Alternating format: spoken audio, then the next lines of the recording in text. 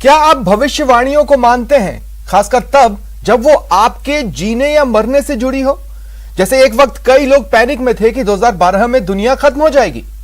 ध्यान से सुनिए, आज जब कोरोना मौत का दूसरा और म्यूकरमाइकोसिस, जिसे आप ब्लैक फंगस के नाम से जानते हैं, मौत का तीसरा नाम बन चुकी है, आप ये जानकर चौंक जाएंगे कि म्यूकरमाइकोसिस आने वाला है और भारत में दहशत फैलाने वाला है। यह भविष्यवाणी हो चुकी थी। नमस्कार, स्वागत है आप सभी का। आपके साथ मैं हूं स्वप्निल। साइंस स्टडी पर बेस्ड होता है। डॉक्टर जगदीश चंद्र की स्टडी ने 2018 में ही ब्लैक फंगस के कहर के बारे में बता दिया था।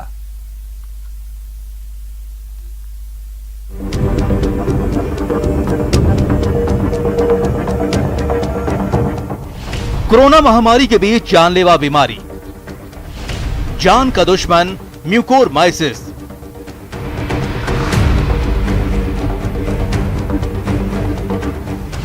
दो 2018 में एक किताब में हुआ था दावा। डॉक्टर जगदीश चंद्र ने किताब में की थी भविष्यवाणी।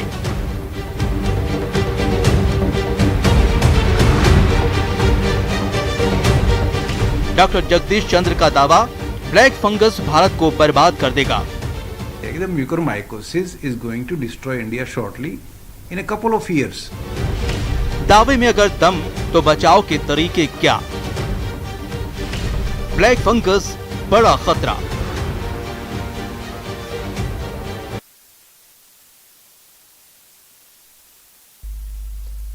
तो देखिए, कई सारे सवाल हैं और आप अगले आधे घंटे हमारे साथ बने रहें, क्योंकि ब्लैक फंगस क्या है, इससे कैसे लड़ना है, क्या बचाव किए जा सकते हैं, ये भी आधे घंटे के दौरान हम आपसे चर्चा करेंगे। आपको इस बारे में बताएंगे स्पेशलिस्ट के द्वारा, वही स्पेशलिस्ट जिन्होंने ये बताया था अपनी स्टडी में 2018 में ही कि म्यूकरमाइकोसिस, यही इसका असली नाम है। ब्लैक फंगस एक आम बोलचाल में आजकल बोला जा रहा है। म्यूकरमाइकोसिस बहुत बड़ा खतरा बनने वाला है देश के लिए। यह भविष्यवाणी उन्होंने पहले ही कर दी थी। हालांकि भविष्यवाणी शब्द भी एक तरह से सही नहीं है, क्योंकि जैसा कि मैंने अपने ओपनिंग स्टेटमेंट में कहा था कि साइंस स्टडी पर बेस्ड होता है। डॉक्टर जगदीश चंद्र, जो कि मेडिकल कॉलेज चंडीगढ़ में कंसल्टेंट है माइक्रोबायोलॉजी डिपार्टमेंट के, उन्होंने अपनी किताब में चैप्टर 6 में म्यूकरमाइकोसिस को लेकर पूरा एक चैप्टर डेडिकेट किया है और उसमें यह बताया है, उन्होंने जो लिखा है, mucormycosis is going to destroy India shortly in a couple of years. मतलब कुछ ही समय में म्यूकरमाइकोसिस एक विकराल खतरे के रूप में भारत के सामने होगा, जो देश को कुछ ही सालों में बर्बाद करने की ताकत रखता है। आम शब्दों में इसका मीनिंग ये निकलता है। Book text book of medical mycology, जिसका चैप्टर 26, जिसमें डॉक्टर जगदीश चंद्र ने दावा किया। और खास बात यह है कि चैप्टर भले ही 26वें नंबर पर आया म्यूकरमाइकोसिस को लेकर, लेकिन उन्होंने किताब में अपना डेडिकेशन भी जो लिखा है वो म्यूकरमाइकोसिस की ओर ही मोटे शब्दों में इशारा कर रहा था। उनका यह भी कहना है कि आज यानी साल 2021 में, जब ये जून का महीना चल रहा है, मेडिसिन की कमी है। ऐसे में कई सारे सवाल हैं, कैसे डॉक्टर जगदीश चंद्र इस नतीजे पर पहुंचे कि म्यूकरमाइकोसिस आने वाले समय में भारत के सबसे बड़े दुश्मनों में से एक बन जाएगा। कैसे वो भारत में कहर बरपा सकता है, कैसे वो इस नतीजे पर पहुंचे, बेस क्या था उनका ये लिखने के पीछे कि mucormycosis is going to destroy India shortly in a couple of years. Base क्या था, स्टडी क्या इशारा कर रही थी, ऐसी कौन से केसेस थे जो इस ओर इशारा कर रहे थे? क्योंकि किताब में इस तरह के सेंटेंस लिखना, चांसेस बेहद कम है कि किसी का गेस वर्क हो या एजम्पशन हो या हाइपोथेसिस का पार्ट हो। और यह बात भी सही है कि उन्होंने बार बार ये अपनी किताब में इशारा किया है कि चूंकि भारत में डायबिटिक पेशेंट्स बहुत सारे हैं। देखिए, इंडिया को कैपिटल ऑफ डायबिटीज भी इन द वर्ल्ड कहा जाता है और उसके पीछे कारण हमारी पॉपुलेशन और कई लोग तो ऐसे भी हैं जिन्हें अगर डायबिटीज है भी तो उन्हें पता नहीं है। ऐसे में डायबिटीज केसेस ज्यादा हैं और इसलिए ब्लैक फंगस म्यूकरमाइकोसिस ज्यादा असर डाल सकता है। ये उनके असम्पशन का बेस रहा है या फिर कुछ और? क्योंकि हाल ही में हमने देखा म्यूकरमाइकोसिस के जितने भी पेशेंट्स आए, अमूमन जिन्हें कोरोना हुआ है, माना यही गया कि म्यूकरमाइकोसिस के खतरे में सबसे ज्यादा वही लोग आए हैं जिन्हें जो कभी कोरोना पीड़ित हुए या कोरोना पीड़ित हैं। और ऐसे में दूसरा जान का बड़ा खतरा उस कंडीशन में ब्लैक फंगस, जिसे आम भाषा में कहा जा रहा है, साइंटिफिक टर्म है म्यूकरमाइकोसिस, वो उनके सामने दानव बनकर खड़ा हुआ था। लेकिन ऐसे कई पेशेंट्स आए जिन्हें डायबिटीज नहीं थी और वो ब्लैक फंगस का शिकार बने।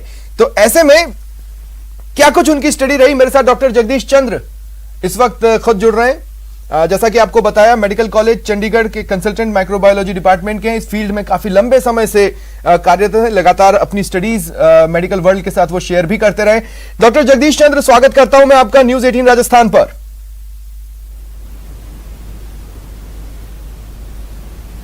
Thank you very much. Doctor Jagdish, देखिए, ये म्यूकरमाइकोसिस क्या है, माइकोसिस से कैसे बचें, इस तरह की बातें मैं जरूर करूंगा अगले आधे घंटे के दौरान। लेकिन उससे पहले कुछ बातें मैं जानना चाहता हूं। Text book of medical mycology chapter 26 और डेडिकेशन आपने म्यूकरमाइकोसिस को दिया है। कहने का मतलब ये, आपने 2018 में इस ओर इशारा कर दिया। ये तुक्का नहीं था, गैसवर्क नहीं था, एजम्पशन नहीं था, हाइपोथेसिस थी, आपका क्लियर कट स्टेटमेंट था। इस तरह के स्टेटमेंट्स आम किताबों में माना यह जाता है कि सेंसेशन फैलाने के लिए होते हैं, लेकिन मेडिकल किताब में तो वो मकसद होता नहीं है।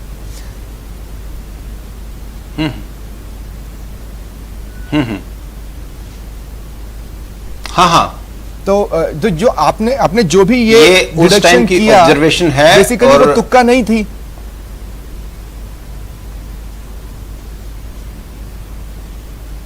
नहीं, हम तुक्के क्यों लगाएंगे? एक text book of medical mycology जो कि एक साइंटिफिक डॉक्यूमेंट है, उसमें हम उसमें फैक्ट्स पे ही सब कुछ लिखा जाता है। जो फैक्ट्स पे अवेलेबल है, जो लिटरेचर में अवेलेबल है, उसी को ही लिखा जाएगा। आप स्पेकुलेशन, हाइपोथेसिस नहीं लिखते। एग्जैक्टली। तो बेस क्या था आपका इस डिडक्शन के पीछे? मैं इसे assumption ना कहूं। आप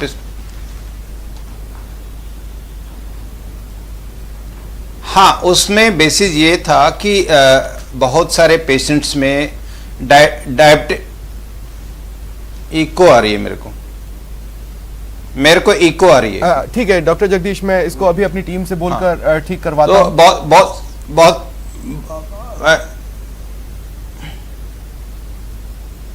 दो बार आवाज आ रही है। ठीक है, तो मेरी टीम आपकी तुरंत हेल्प करेगी ये बताने के लिए, इस टेक्निकल प्रॉब्लम को दूर करने के लिए। तब तक आप अपनी बात जारी रखें, साथ ही साथ मेरी टीम भी इस प्रॉब्लम पर लगी रहेगी। डॉक्टर जगदीश। हाँ, जैसे जैसे जो पेशेंट्स का नंबर बढ़ता गया, डायबिटीज मेलाइटिस का, शुगर के पेशेंट्स का नंबर बढ़ता गया, तो उसके कॉरस्पॉन्डिंगली म्यूकरमाइकोसिस का नंबर भी बढ़ता गया।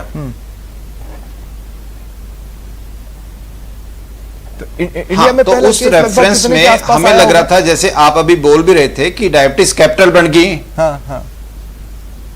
नहीं, ये कोई नवी डिस्कवरी नहीं है, ये तो बहुत पुरानी बीमारी है। ऐसी कोई बात नहीं, कोई नवा कुछ डिस्कवर हो गया।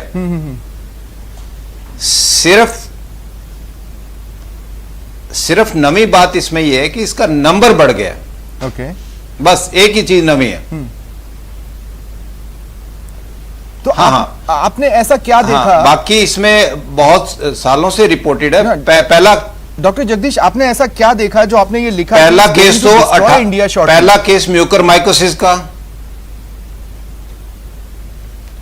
यस, ये मैंने इसलिए लिखा कि जैसे जैसे नंबर बढ़ा डायबिटीज का, तो कॉरस्पॉन्डिंगली म्यूकरमाइकोसिस का नंबर भी बढ़ा। ठीक है, उसमें और जिस स्पीड से ये आ रहा था तो उससे लग रहा था कि इंडिया में ये बहुत बड़ी तबाही मचाएगी। तो जब 2018 में आपने शॉर्टली लिखा तो आप समझ रहे थे कि ये 2020 या 21 में आ सकता है?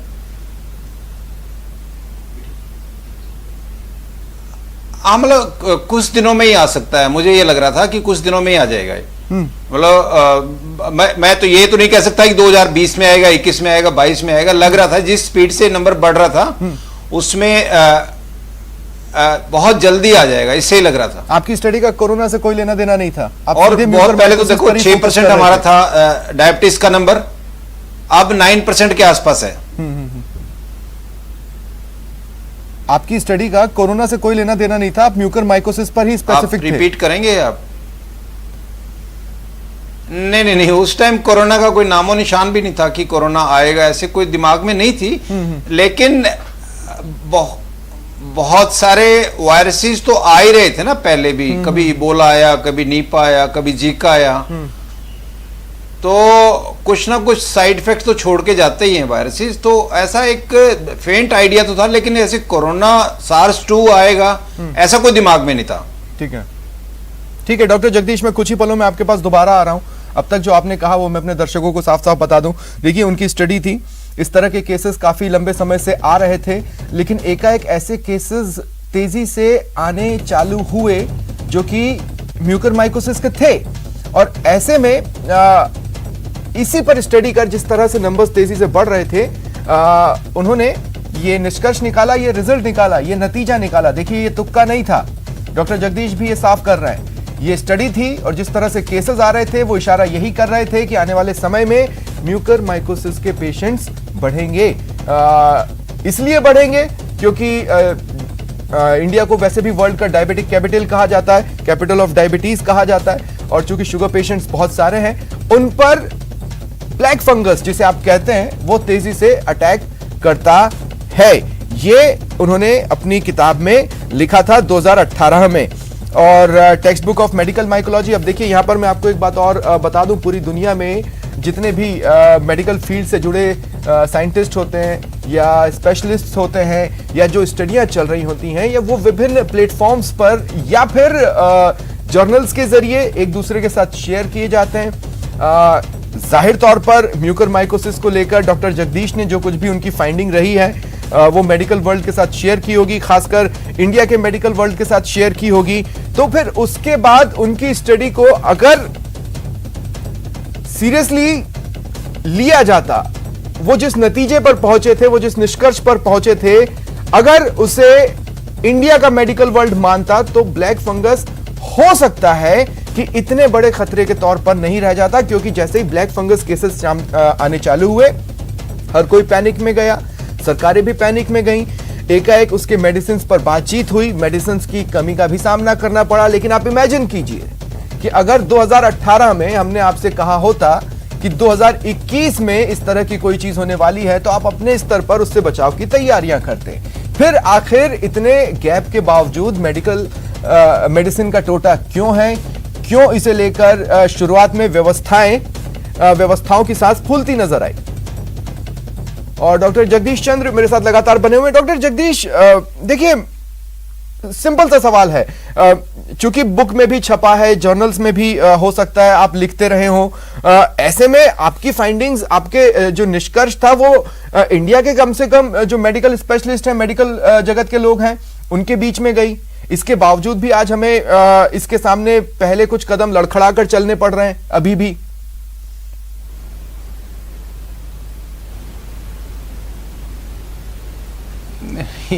ये तो कहना मुश्किल है, क्योंकि देखो नंबर बहुत ज्यादा बढ़ गया है, तो प्रॉब्लम इतनी तो किसी को भी उम्मीद नहीं थी। नहीं, लेकिन डॉक्टर आप ही तो लिख रहे हैं, is going to destroy India.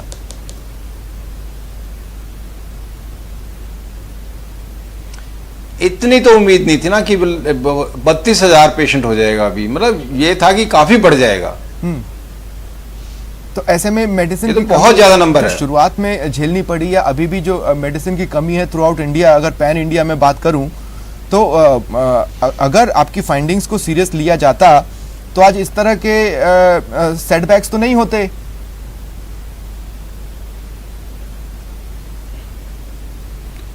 नहीं, सिर्फ मेडिसिन की कमी पूरी करने से तो नहीं ठीक होगा ना, ये मेडिसिन तो एक लास्ट पार्ट है। सबसे पहले आपको डायबिटीज कंट्रोल करना होगा, नंबर 1 पॉइंट, जो मैं पीछे कई इंटरव्यू में बोल चुका हूं। ठीक है। हाँ, नंबर 2 आपको डायग्नोसिस बनाना पड़ेगा इमीडिएटली, बहुत ही जल्दी। जब पेशेंट जाता है ओपीडी में या वार्ड में आता है, तो उसके लगभग आधे घंटे में आपको डायग्नोसिस अगर आप बना देते हैं, और उसके आगे थोड़ी देर में बाद 1.5 घंटे 2 घंटे बाद अगर आप ऑपरेशन कर देते हैं, और उसके बाद फिर एंटी फंगल की बात आती है।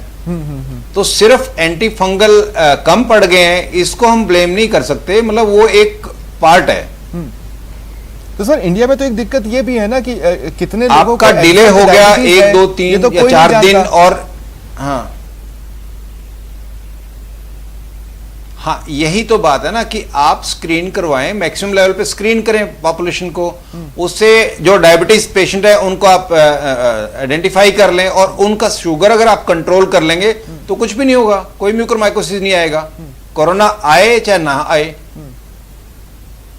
अच्छा, ठीक है ना, कोरोना सारा पॉइंट ही वहां पर है कि आपका शुगर लेवल कंट्रोल होना चाहिए। ब्लैक फंगस हुआ, जो मैक्सिमम वो लोग रहे जो या कभी ना कभी कोरोना के शिकार बने, लेकिन उनमें से कई तो ऐसे थे जो डायबिटिक नहीं थे और फिर भी ब्लैक फंगस का शिकार हुए। तो डायरेक्ट शुगर कनेक्शन ही क्यों? हाँ, नहीं, वो तो पहले भी आते थे, पहले जिनको कुछ भी नहीं होता। कई बार तो यहाँ जो पेशेंट एडमिट हुआ ना, उसके बाद पता लगता था कि उसको तो डायबिटीज है। अच्छा।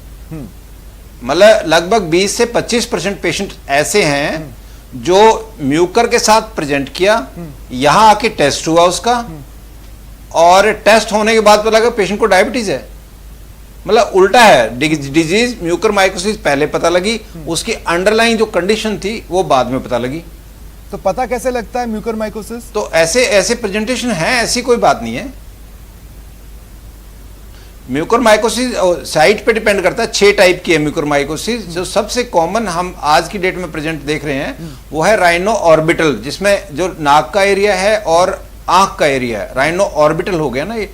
तो उस टाइप की ये म्यूकोरमाइकोसिस है, जिसमें नाक से थोड़ा सा कुछ डिस्चार्ज आएगा, कई बार ब्लड भी आ सकता है और ऑब्स्ट्रक्शन भी हो सकती है। फिर आई के ऊपर इफेक्ट आएगा, आई मूवमेंट स्लो हो जाएंगे, दिखना भी कम हो जाएगा, ऑल ऑफ सडन कई बार दिखना बंद भी हो जाता है।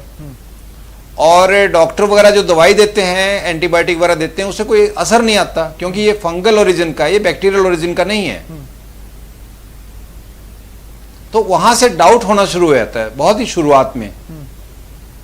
तो सबसे कॉमन ये है जो कोविड के पेशेंट्स में आ रहे हैं, जो आज कोविड एसोसिएटेड म्यूकोरमाइकोसिस जिसको बोल रहे हैं ना, CAM, कोविड एसोसिएटेड म्यूकोरमाइकोसिस, या जो कॉमनली इसका नाम आप मीडिया ने लोगों ने दिया है वो है ब्लैक फंगस जो दिया है। तो कॉमनेस्ट है राइनो ऑर्बिटल। अगर ये ब्रेन में चला गया तो ये बन जाता है राइनो ऑर्बिटल ऑर्बिटो सेरिब्रल। ठीक है, ये कॉमन है। दूसरा जो कॉमन वैरायटी है वो है कि जो टाइप है वो है पल्मनरी म्यूकोरमाइकोसिस, जो लंग्स में चली जाती है। ठीक है, उसमें भी आप म्यूकोरमाइकोसिस का कोई फीचर नहीं पता लगता, वही रूटीन की चेस्ट पेन या ऑब्स्ट्रक्शन टाइप के फीचर या जनरल टाइप के फीचर, उससे पता ही लगेगा कि ये म्यूकोरमाइकोसिस है। जब आप उसका टेस्ट करोगे स्पूटम का या ब्रोंकोएल्वेओलर लेवाज का, तो उसमें आपको फंगस मिलेगी। केवच एग्जामिनेशन करेंगे तो उसमें फंगस मिलेगी, तब आपका डायग्नोसिस बनेगा तो पल्मोनरी म्यूकोरमाइकोसिस हो गया। क्या क्या पैनिक करना ठीक है चाहिए? ना, जो बाकी टाइप्स हैं, मान लो स्किन की, क्या क्या पैनिक करना चाहिए? क्या पैनिक मतलब अब जब 32,000, देखिए 32,000 तो आपने भी नहीं सोचे थे केसेस, ये आपने खुद कहा, तो क्या अब पैनिक करना चाहिए?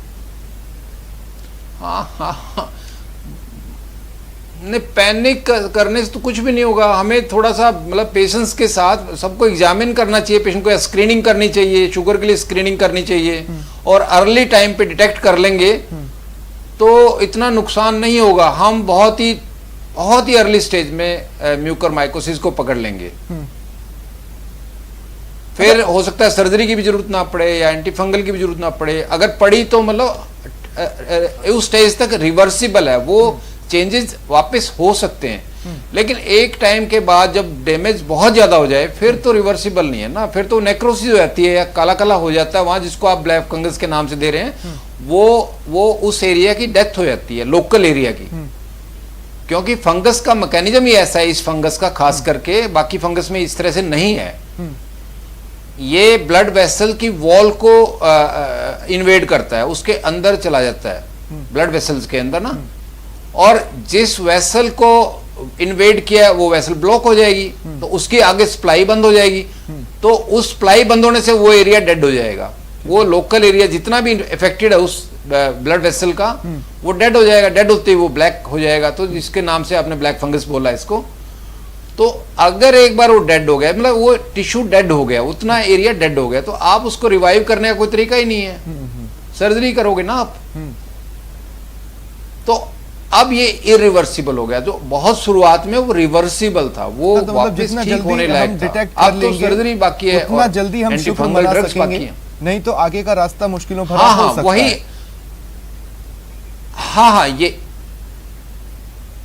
उस मतलब यही है जिसमें जो बहुत बड़ी बात है ना, वो यही है कि बहुत टाइम पे आप इसको बहुत अर्ली स्टेज पे पकड़ लें और इसको ठीक कर लें। ठीक है, कुछ भी नहीं होगा, कोई नुकसान नहीं होगा अगर अर्ली स्टेज में आपने पकड़ लिया तो। ठीक है। डॉक्टर जगदीश, आपने अपनी किताब में ये इशारा किया है कि एक लहर की तरह आएगा म्यूकोरमाइकोसिस।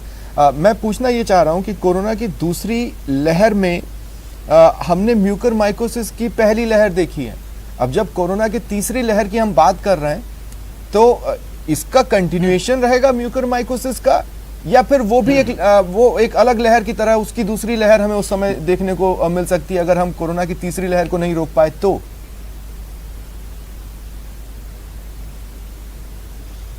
नहीं, देखो जिस तरह पहली लहर आई उसमें पेशेंट्स तो हमारे पास म्यूकोरमाइकोसिस के आए हैं, लेकिन बहुत ज़्यादा नंबर नहीं था, क्योंकि हॉस्पिटल जनरल पब्लिक के लिए तो उस तरह से बंद है ना, ओपीडीज वगैरह बंद है, लेकिन फिर भी पेशेंट्स तो आए हैं। हमारे पिछले साल भी पूरे साल में 7-8 पेशेंट तो आए ही है ना, मतलब ऐसे ना कि जीरो नहीं है। और इस बार वो नंबर बढ़ गया है जब ये सेकंड वेव आई है। तो सेकंड वेव के जो फैक्टर्स हैं वो तो डिस्कस किए हैं बहुत बार कि स्टीरॉयड वगैरह दिए हैं, या तो इंडिस्क्रिमिनेट यूज दिया है, हाई डोज में स्टीरॉयड दिए हैं, या प्रोलॉन्ग ड्यूरेशन के लिए दिए हैं। तो ये भी एक फैक्टर रहा है, बहुत बड़ा फैक्टर रहा है। या दूसरे क्योंकि ये तो एनवायरनमेंट में है, फंगस तो सारी जगह है, जहां आप बैठे हैं या मैं बैठा हूं वहां भी ये फंगस तो है।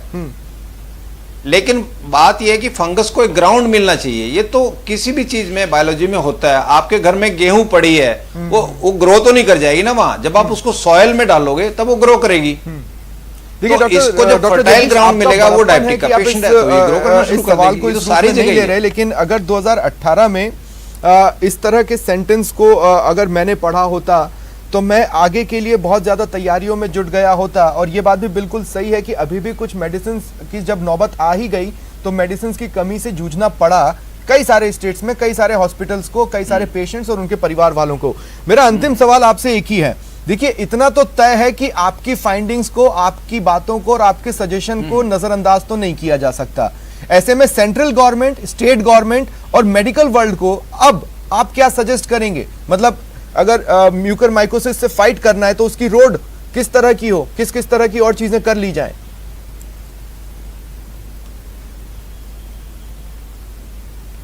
देखो, मैं तो बार बार वो एक ही बात कह रहा हूं कि आप अर्ली टाइम पे इसको डिटेक्ट करें। जैसे हम कोरोना के लिए इतने टेस्ट कर रहे हैं, पीसीआर कर रहे हैं, हम बस स्टैंड पे जाके कर रहे हैं, उस तरह से कर रहे हैं। हम अगर डायबिटीज मेलाइटिस के पेशेंट की स्क्रीनिंग कर दे एक्सटेंसिव लेवल पे, तो हम कितने, मान लो आज हम शुरू कर देते हैं पूरी सोसाइटी में, तो हम मान लो 10 मरीज भी रोज पकड़ते हैं, वो कम से कम म्यूकोरमाइकोसिस की तरफ तो नहीं जाएंगे ना, जिनको पता भी नहीं है बेचारों को।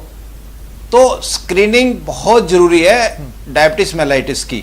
जब डायबिटीज मेलाइटिस कंट्रोल कर लिया तो आपने म्यूकोरमाइकोसिस इनडायरेक्टली कंट्रोल कर लिया। हाँ, और आपका अपना ही बर्डन खत्म हो जाएगा, सर्जरी कम हो जाएंगी, एंटी फंगल की रिक्वायरमेंट कम हो जाएगी। आपका सारा फोकस इसको स्क्रीनिंग और जो KOH की टेस्टिंग है या कैल्कोफ्लोर की टेस्टिंग है उस पे होना चाहिए, और वो कॉस्ट भी नहीं पड़ता, कोई कॉस्ट नहीं है उसकी, बहुत ही सस्ता टेस्ट है। बस आपको मटेरियल को लेके केवच में डाल के माइक्रोस्कोप के नीचे रख के देखना है, कुछ भी नहीं लगता, ना पेशेंट का लगता ना हॉस्पिटल का लगता। माइक्रोस्कोप सारी माइक्रोबायोलॉजी की लेबोरेटरीज में है, केवच सारी जगह है। केवच तो यही है जिसमें सोडियम हाइड्रोक्साइड है, उसी का काउंटर पार्ट है पोटेशियम हाइड्रोक्साइड, ठीक, वो सारी जगह होता है। ठीक है डॉक्टर जगदीश, आप आधा किलो लो, आपका 10 साल चल जाएगा, तो कोई कॉस्ट नहीं पड़ती उसमें। ठीक है डॉक्टर जगदीश, तो मुझे पूरी स्क्रीनिंग उम्मीद है पे कि मैं आपने तो जो स्ट्रेस सजेस्ट किया है करूंगा कि खासकर आप स्क्रीनिंग इनको का, बचा सकते हैं वो भी patients ऐसे को आने वक्त वाले में जब time हमने में जो- देखा कि शुरुआत में जब कोरोना की पहली लहर थी तो रैंडम सैंपलिंग बहुत जोर शोर से चल रही थी, लेकिन जब दूसरी लहर आई तो केंद्र सरकार ने भी, राज्य सरकार ने भी ये जो रैंडम सैंपलिंग के नाम पर लगभग धोखा सा दिया। रैंडम सैंपलिंग लगभग न के बराबर ही कई जगहों पर देखने को मिली। ऐसे में आपका ये जो सजेशन है, इस और सरकारों को ध्यान जरूर देना चाहिए कि भाई स्क्रीनिंग कीजिए। लोगों को नहीं पता कि उनको डायबिटीज है भी या नहीं, क्योंकि जब म्यूकरमाइकोसिस के पेशेंट्स पहुंचते हैं तब ये डिटेक्ट होता है इनको तो डायबिटीज था, और ऐसे में थोड़ा समय बीत जाता है। वो समय न बीते, इसके लिए स्क्रीनिंग बेहद जरूरी है। डॉक्टर जगदीश, बहुत बहुत शुक्रिया आपका हमारे लिए, हमारे दर्शकों के लिए समय निकालने के लिए, हमारे साथ जुड़ने के लिए। Thank you sir. फिलहाल इतना ही, नमस्कार।